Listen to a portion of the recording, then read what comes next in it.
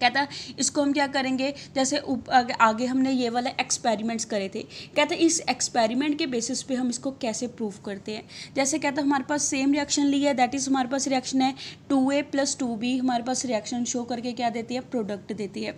Same reaction को हमने यहाँ पे कंसिडर कर लिया है।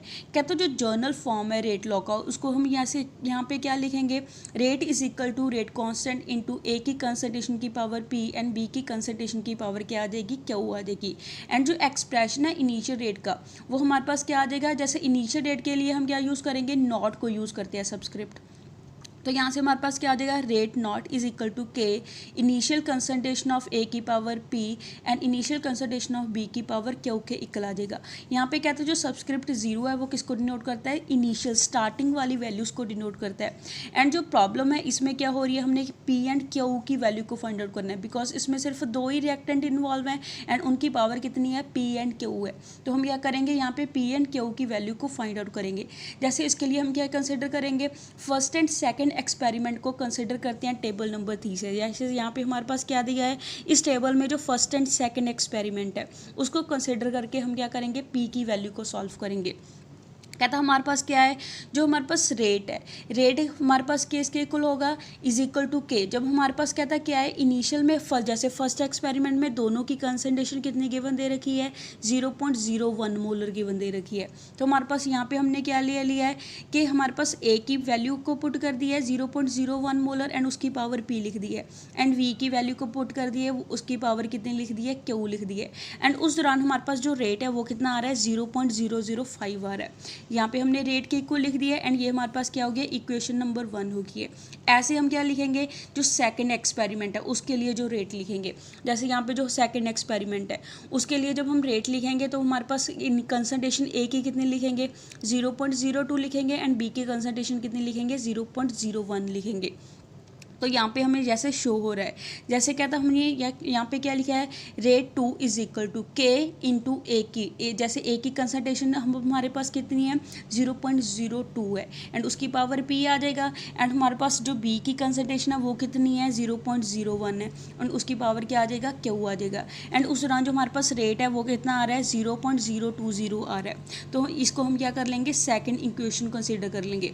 अब हम क्या करेंगे, दोनों इक्वेशंस को डिवाइड करेंगे। जैसे यहाँ पे हमारे पास जो बी की कंसंट्रेशन है वो क्या है, हमारे पास कांस्टेंट है, तो कांस्टेंट होने के कारण के एंड कांस्टेंट ये हमारे पास दोनों कांस्टेंट टर्म हो जाएगी।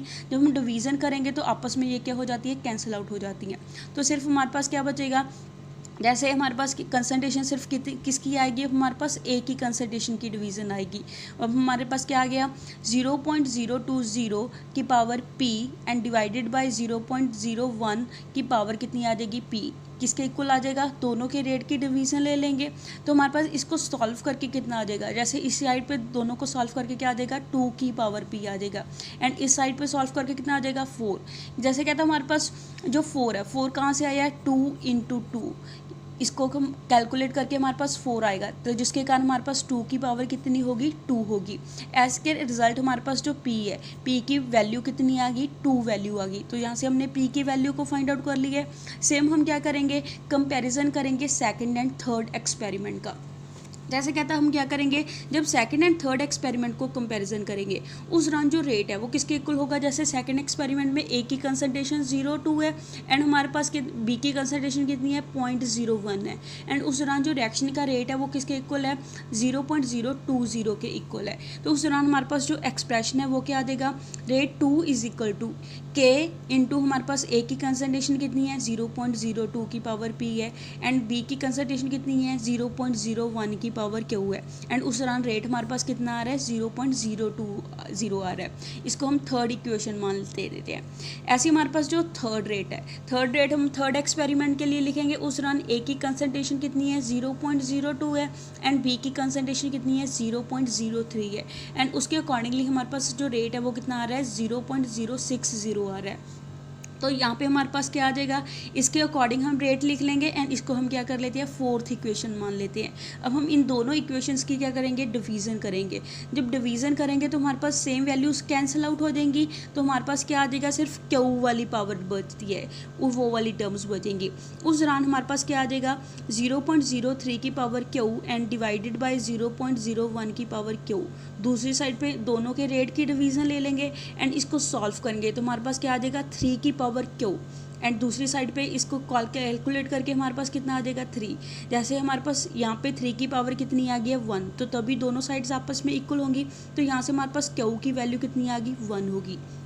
तो यहाँ से हम ऑर्डर है विद रिस्पेक्ट टू ए, हमारे पास जैसे ए की पावर बी थी, बी की वैल्यू 2 आई है एंड हमारे पास बी की वैल्यू क्यू थी एंड क्यू की वैल्यू 1 आई है।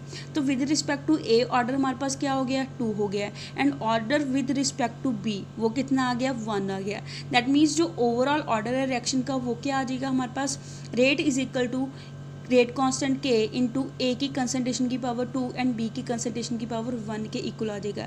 एंड जो ओवरऑल ऑर्डर है वो हमारे पास कितना आ जाएगा, 2 + 1 इज इक्वल टू 3 के क्या आ जाता है, इक्वल आ जाता है। तो ऐसे इसके रिलेटेड हम न्यूमेरिकल्स को क्या करेंगे, सॉल्व करेंगे। So that's all for today. Stay home, stay safe, thank you.